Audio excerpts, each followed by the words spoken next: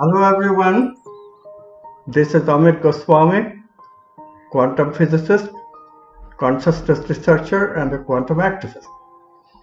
I want to invite you to a very special kind of education. You know, traditionally education has always been regarded as a kind of transformation. We are ignorant, education is like light, and ignorant is like darkness. Education will remove the ignorance and make us wise, make us enlightened. We will know better to not only deal with the human condition, not only deal with the human environment, but we will be able to better the exploration of whatever potentialities we have. And you know, we have known that we have very high potentialities. These potentialities are called the creative potentialities. We have known for a long time that we have creativity. In creativity, we investigate things that we call archetypes, like truth that defines the scientist, like beauty that defines the investigation of the artist, like love that defines practically the exploration of everyone who wants to live in a civilized life with relationships that reward us, that makes us happy. Or even wholeness. We want to heal ourselves and all the rest of the people, or justice. Bring fairness to how we treat one another. The archetype of goodness as well comes to mind. This is what education has been traditionally about. It presupposes that we are conscious beings. We are not machines. You look at education today, higher education, you know why education had this nomination of higher education? Higher really means, the origin of the concept is that human beings have two kinds of needs. The lower needs, which is the need of survival, and then we have higher needs, needs that we explore with creativity, needs that require new potentialities, not already in the software that we have. But now look at our education, look at the higher education, our institutions of higher education all over the world offer.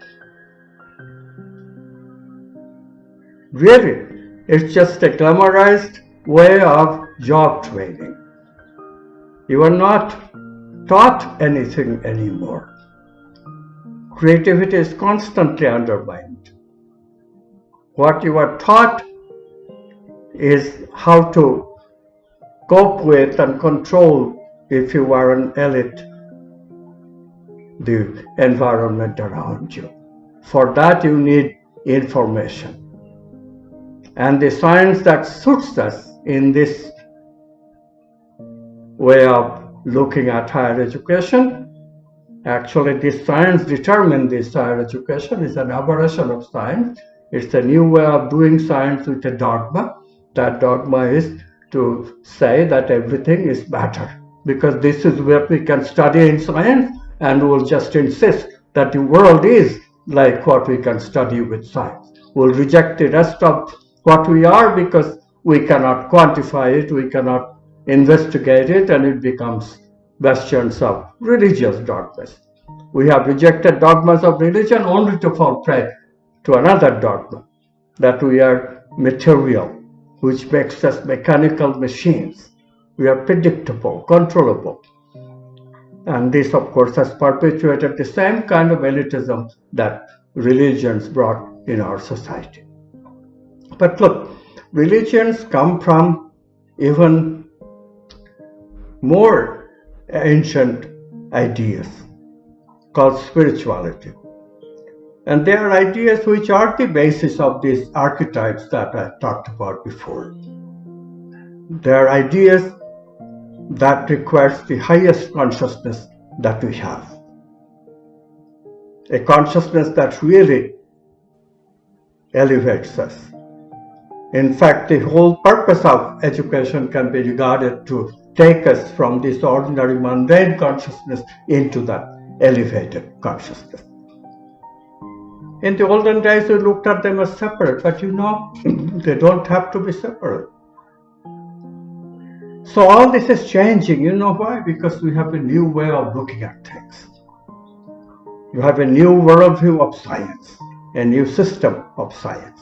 Quantum physics has changed everything. Quantum physics says that objects are possibilities, even material objects. There are possibilities for consciousness to choose from.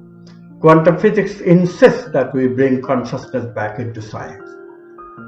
Science cannot be made of material alone because material objects are nothing but possibilities for consciousness to choose from. It is consciousness which really is the creator of the world that we manifest, the experiences that we manifest. And this changes everything. What we receive, how we receive it, and where we go. Because in this view, yes, we have hardwares and softwares, and yes, the material world influences a lot of that. But consciousness is our origin, and therefore it allows for us to have non-material entities with which consciousness connects to matter and also looks at the world, makes sense of the world, gives meaning to the world. In this view, consciousness brings passion into the world of experiences, energies. And we now have a science which explains these energies, which explains the meaning that mind allows us to explore. So quantum science has completely changed the way we look at the world. We do not have to be limited by the machine idea that dominates recent cultures, and we have, of course, not completely denied the religious values. The religion has become an alternative worldview, and most cultures are suffering from this polarization of worldviews. Quantum science is changing all of that. It integrates both. No, we don't reject values. We don't reject the archetypes in education and everywhere else. But we don't reject the hardware either. We don't reject matter because it is also very important. We don't reject the world. We integrate both and get the best potentialities out of our life. This is what we teach at a university of transformational education that we call Quantum Activism Vishalayam. Vishalayam means home of the world. It is an international university taught by an international faculty, and this is where I'm inviting you. We give master's and PhD degrees with an affiliated institution, and we are part of that institution. We are School of Quantum Science, of Health, Prosperity and Happiness at the University of Technology in Jaipur, India. So, I invite you with all my heart, and the education that you will receive here is not just intellectual. It's not just information and job training. Yes, it will do those things too, but it will introduce meaning. It will teach you about purpose. And most of all, it will teach you how to explore the higher needs of life. the needs for meaning, needs for health, prosperity, and happiness. Come, I am waiting for you.